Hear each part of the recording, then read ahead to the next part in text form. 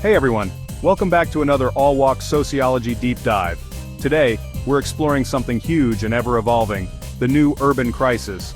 A term coined by urban theorist Richard Florida. It's affecting cities of all sizes around the world, not just global metropolises. That's right. We're seeing urban challenges everywhere. Rising housing costs, displacement, environmental pressures, and suburban poverty. These issues aren't just hitting the biggest cities anymore.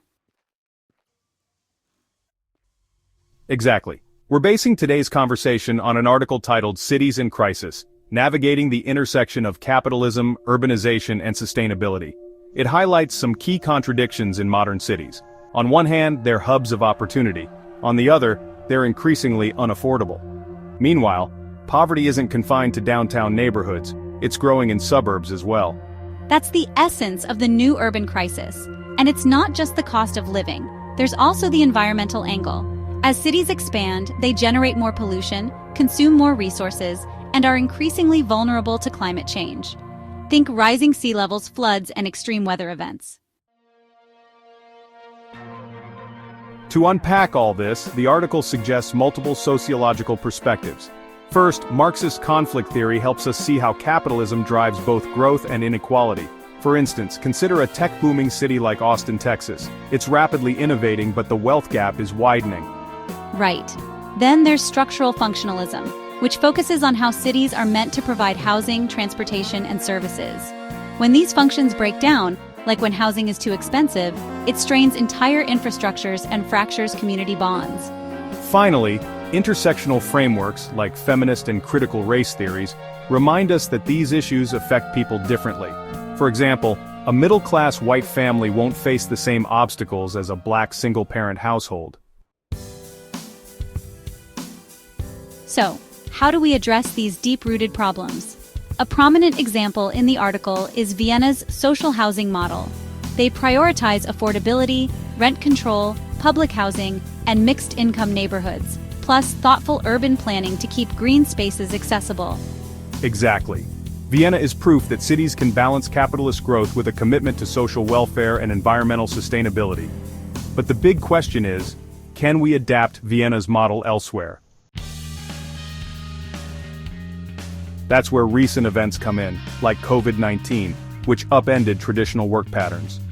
Remote work has changed housing demands. People aren't always tied to a downtown office.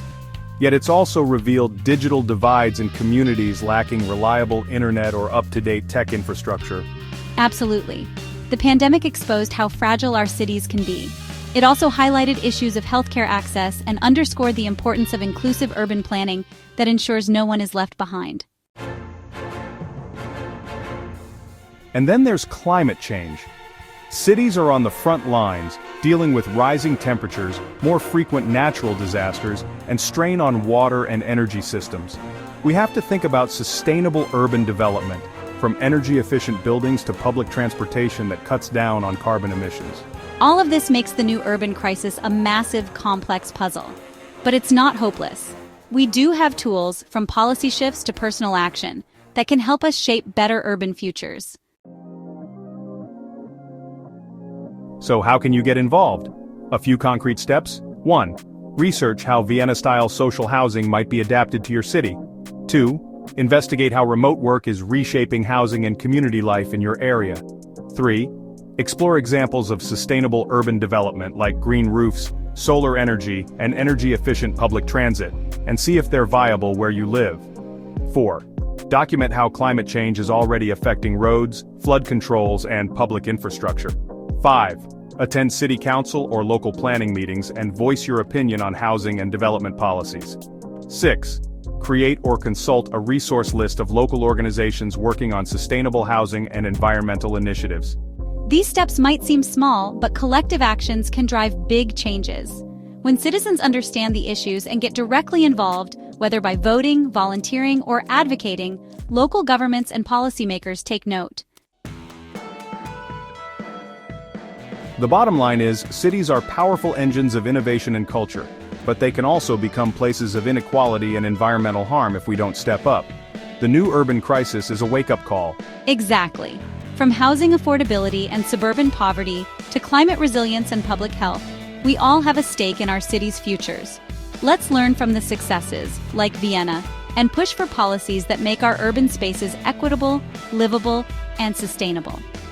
Thanks for joining us on today's deep dive. Remember, understanding these issues is the first step, and getting involved is where real change begins. That's it for now, folks. Stay informed, stay engaged, and we'll see you next time for another insightful deep dive.